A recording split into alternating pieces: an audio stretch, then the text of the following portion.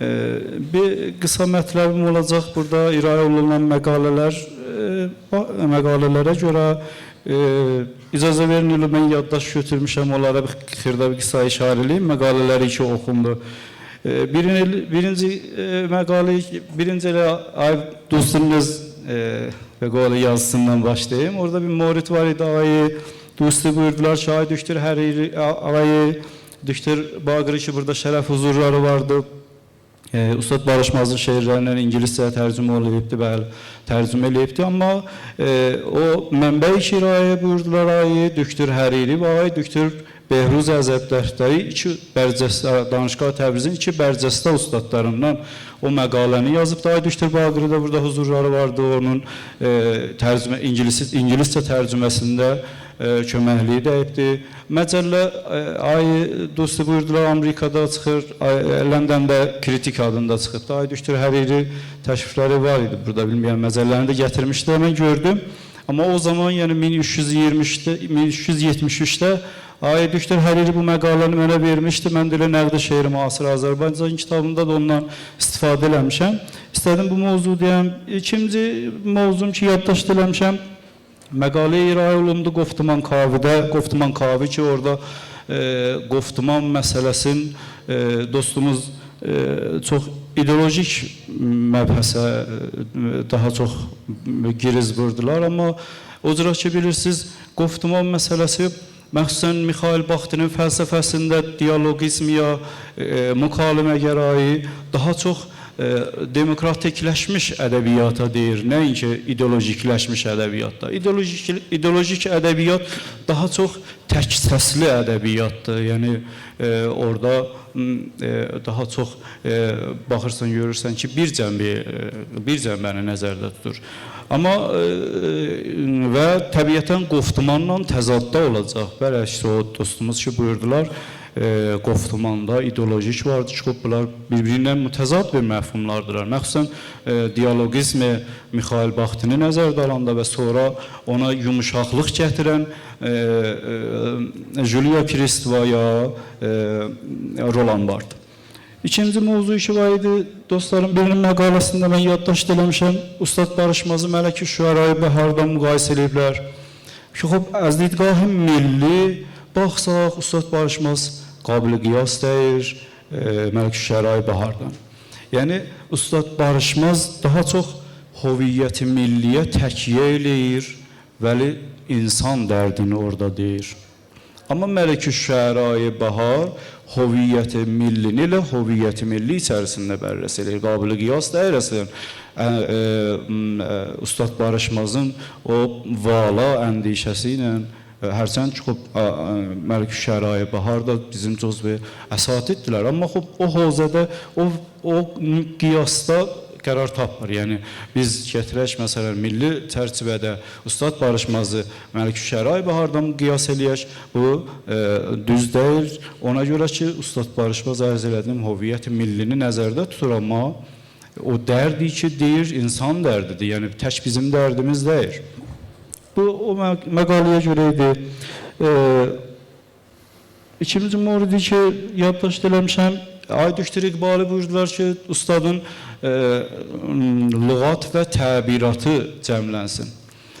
Mən xatirimdədir, haradasa bir 10 il zat bundan qabaq, Məcəllə-i Azəri çıxır, ay düşdür Rəhmanın da itilası vardı, dostların da itilası vardı. Mən orada gördüm ki, bir nəfər ağa, hala indi xatirimdə deyil, indi bu ay düşdür İqbalı dedilər, mən o yadıma düşdü. Bir nəfər orada Məsnəvi mənəvinin kənarında yazılan, yəni o şərhi ki, ustad yazıbdı Məsnəviyə, onun kənarında yazılan kinayələri, təbirləri və hətta çətin lüğatları cəmləmişdi və bir qismət, bir bölümündə o məcəllənin çap olubdu. Hala bilmədim sonra niyə onun idaməsi olmadı, ya müstəqil bir əsər kimi olmadı. İstədim bunu da ərz edəyəm xidmətinizə. Yəni, bunlar bir fikirlərdir ki, dostların çoxunun fikrinə düşübdür, yəni bu işlər görülübdür. Xoşbəxtlərinə. Bir qisməti ki, yaddaşdır, ərz edəyim məqalələr barəsində tərcümə qismətindəyik. O cür şair düşdür, Rəhmani mənim ustadım buyurdular, bəli, o zaman biz başlamışdıq, əslən bir nehsət-i tərcüməyə, yəni biz o baxışdaydık ki, heç mövqe bizim əsərlərimizi bir fars yazıcı və bəqalı mütərcimi gələ əvvəl bizim dilimizi öyrənə, dilimizin tamam vücuduna varid ola, ondan sonra başlaya bizim əsərlərimizi tərcümə eləyə. Bu olmayacaq. Bu təbiətən olmayacaq. Bizim öz vəzifəmizdir ki, biz o dili ki bilirik. Məsələn, biz fars dilini bilirik, biz ərəb dilini bilirik, biz ingilis dilini bilirik, fransa dilini bilirik. Ayrı dilləri ki bilirik, öz qalarığı əsərlərimizi bu dillə tərcümə eləyək və nəhsəti tərcüməni başlayaq buradan və bizim də ədəbiyyatımız dünyaya tanınsın. Bu gün biz Türkiyə ədəbiyyatı indi dünyada hərf əvvəli vurur. Bunun nəticəsi indi deyir. Bu 1950, yəni 60 il, 70 il bundan qabaq olardı bu nəhsəti tərcümə başlayıb. Yəni heç mövqe müntəzir olmayıblar bir ingilis mütərcimi gələ, bunların əsərlərin tərcümə eləyə öz dillərinə. Dünyada məşhur olarlar, ta ədəbiyyatı da məşhur olar. Bunlar özləri başlayıblar, öz ədəbiyyatı 1950-dən başlayıblar, öz ədəbiyyatını başqa dillərə tərcümə eləməyə. Və indi biz nəticələrini görürük. Biz görürük ki, Orhan Pamuk çıxır, Nobel ədəbiyyatı alır. Biz görürük ki, indi dünya fars ədəbiyyatının özündə fars mütərcimləri indiyələn axtarırlar Türkiyə romanını tərcümə eləməyə. Niyə? Çünki dünyada vaqanın deməyə sözü vardı. Dünya ədəbiyyatının tanışçılığı vardı, öz ədəbiyyatının da, öz yaxşı ədəbiyyatını da belə deyək, öz ana dilimizdə deyək, ayrılarının gözünə soxur. Deyir, bu da mənim əsərimdir. Bəs heç mövqe tərcüməyə görə biz müntəzir olmayaq, başqaları gələ bizim əsərlərimizi tərcümə eləyək. Biz gerək özümüz bu işə əl qoyaq. Amma mən icazə buyursaz bir ümumi söhbətim də olsun, bunlar daha çox kongrəyə görə. Əlbəttə, bunları deməkdə mənim nəzərim deyir ki, bu kongrənin ərzişini mən gətirəm aşağı, amma xub, bunlar deyilməlidir. Görürsünüz ki, kongrə nə vəziyyətdə, nə yüksək səviyyədə bərqüzar olur. Hamısının əlləri ağrımasın. Hamımız, yəni biz oturaq burada dostların yerinin, birinin yerinə oturaq. Heç mövqe mən özüm şəxsən bu işləri görə bilmərəm. Mənim də xub vəzifəm budur ki, bir müntəqidəm və onlar ki, eyni halda burada yaxşı məqalələr oxundu. Məsələn, Aydüştür Süleymani beynəlmətniyyət məsələsini oxudu. Çox cədid bir məsələ idi. Ay zamanı camişinası ədəbiyyat barəsində oxudu. Təzə bir elmidir və təzə baxışdan girdi mövzuya. Mən istəyirəm deyəm ki, mən ki nəqdi şeiri müasiri Azərbaycanı 13 il bundan qabaq yazmışam və Ustad Barışmazın bir qismət şeirinə ehtiva eləmişəm, məndən sonra nəsl mənə nə artırıbdır? Hansı işləri görübdür? Bunlar mövzudur, bax.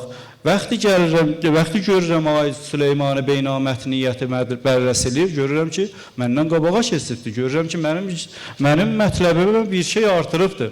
Vaxtı ağay zamanı gəlir camişinasi ədəbiyyatdan danışır ustadın romanında, mən görürəm ki, mənə bir şey artırıbdır. Mən deyəndə mən özümü tərifləmirəm, amma istəyirəm deyəm ki, mənzur yarananlarımıza bir şey artıraq. Yəni bir şey, bir mətalı bir izafə eləyək. Ruz teorilərdən, ruz mətaliblərdən gələk öz ədəbiyyatımıza bir şeylər artıraq. Mən Nəqd-i Şeir Müasiri Azərbaycan kitabında o cürə ki, ərz elədim ixtiməsində bir bölüm Ustad Barışmazın yaradıcılığına ayırmışam, amma yenə də mənim üçün Ustad Barışmazın yaradıcılığından danışmaq çətindir. Buna görə mən bir kiçik epizodik olaraq ustadın nələrlə barışa bilmədiyi mövzusuna işarə eləyirəm və vaxtınızı almayacağım. Məşhur Yunan filsufu Əflatun Cumhuri kitabında şairləri özünün demək olar Mədini Fazilə ya Dövlət Şəhr adlandırdığı bir məkana daxil eləmir və şairləri bir vətəndaş, bir şəhərvənd kimi tanımır. Buna müxtəlif səbəblər də irayə eləyir və dedikləri səbəblər də hamısı demək olar ki, çoxu şairlərin əleyhinə və zərərinədir. Bir baxımdan mən Əflatunun bu baxışına qoşuluram. Əlbəttə, mən şairləri Mədini, Faziliyə daxil etmək niyyətində deyiləm. Amma mən Əflatundan fərqli bir baxışda məsələyə yanaşıram. Və onun dediyi səbəblərə görə də mən şairləri Mədini Fazilədən çıxarmaq istəmirəm. Mən onun fikrinin, düşüncəsinin tərs üzünü, əks mənasını götürürəm. O da budur ki, ictimada, mühitdə və yaşayışda gedən həyat heç vaxt şairləri qane etmir. Şairlər addi və sıravi həyat sürməkdən çəkinirlər. Daha doğrusu, həyatla barışa bilmirlər. Bax, elə bu barışa bilmədiyi üçün və başqa insanlardan fərqləndikləri üçündür ki, mən deyirəm, şairlər dövlət şəhərdən kənar olmalıdırlar. Barışa bilməyən ibarəti gələndə ədəbiyyatımızda istər-istəməz Ustad Barışmaz yada düşür. Əflatun o Cumhuriyyə kitabının axırında deyir ki, hakimiyyəti ya onun dili ilə desək, Mədini Faziləni filsuflar qururlar. Əflatunun bu fikri ömür boyu ədəbiyyatla fəlsəfəni bir-birinin canına salıbdır. Hətta özündən sonraki şagirdi Ərəstu buna intiqad eləyir və ömür boyu ədəbiyyatla dərgir salıbdır. Məsələn, və hətta müasir fəlsəfədə belə biz bu məsələyə görürük ki, etiraz olunur və bu məsələyə yanaşırlar. Məsələn, Heidegger Hölderlinin şeirin açıqlayaraq, şeiri barəsində danışaraq şeiri fəlsəfəyə üstün bilir. Ya nə bilim, məsələn, Roland Barthes o qədər fəlsəfəni ədəbiyyata qatır, bilmirsən ki, bu adam ədəbiyyatdan danışır ya fəlsəfədən danışır. Amma nəhayətdə yenə bu fikrə yetişirlər ki, fəlsəfədə düşüncə vardır. İndi burada bir sual yarar, məyər ədəbiyyatda düşüncə yoxdur? Ədəbiyyatda təbii ki, vardır. Bəs şairlər də bu baxımdan bir şəhərvənd kimi, bir vətəndaş kimi Mədini Faziləyə girə bilər. Ancaq mən deyirəm ki, şairlər başqaları ilə fərqlənir, başqaları ilə seçilir. Yəni, həyatın gözəl və şirin və xoş anları ilə ayaqlaşır. Həyatın xoş olmayan, necə deyərlər, bəşəriyyətə, insanlığa, yaşayışa zidd olanlarla barışa bilmir. Barışmaz, Ustad Barışmazın fəlsəfəsi budur. İnsanın həyatını təhlükəyə salan, necə deyərlər, o yaxşılığa yaman deyən, öz dili ilə desək, yaxşılığa yaman deyən silahları dindirənlərlə barışa bilmir Ustad Barışmaz. Ya sevib sevilməyi yasaq edənlərlə barışa bilmədiyi anda nifrəti seçir, nifrəti yaşamaq istəyir. Yəni, daha doğrusu onların acığına nifrəti yaşamaq istəyir. Barışmaz üçün silah qusanlar, barışmaz daha çox silah qusanlar üçün barışmazdır. Yoxsa barışmazın düşüncəsində, ya onun öz dili ilə desək, onun səfərində su suyu tərpətmir, yarpaq yarpağı tərpətmir. Çünki ürəkdən ürəyə köçmək istəyir bu insan. Barışa bilmədiyi silahlarla Ustad Barışmaz Fizzənin aclığının qarşısında bir mum kimi əriyir, bir mum kimi yumuşalır, kövrəlir. Bütün varlığını qoyur Fizzə acından ölməyə. Fizzə Ustad Barışmazın kiçik bir hekayəsinin bir şəxsiyyətidir. Mən elə burada bir fəza ayırım bu kiçik bu hekayəyə. Mən uşaqlığımda yadımdadır. Anam təndir üstündə çörək pişirərdi və biz dostlar, biz uşaqlara deyərdi ki, gəlin çörək, biz uşaqlar o çörəyi alardıq, quru çörəyi. Dişimizlə ənva əqsam şəkillər düzəldirdik. Orada Fizzədə dəvə düzəltmək mövzusu vardı. Və o gətirir o uşağa, ananın uşağı o Fizzəyə aparır, deyir ki, gəl bu çörəyi yenə də ayrıdan mənə dəvə düzəlt.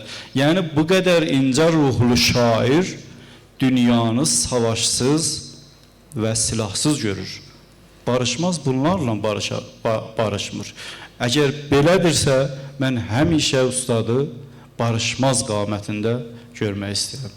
Vaxtınızı aldım. Sağ olun, yaşayasınız, fövqəladə.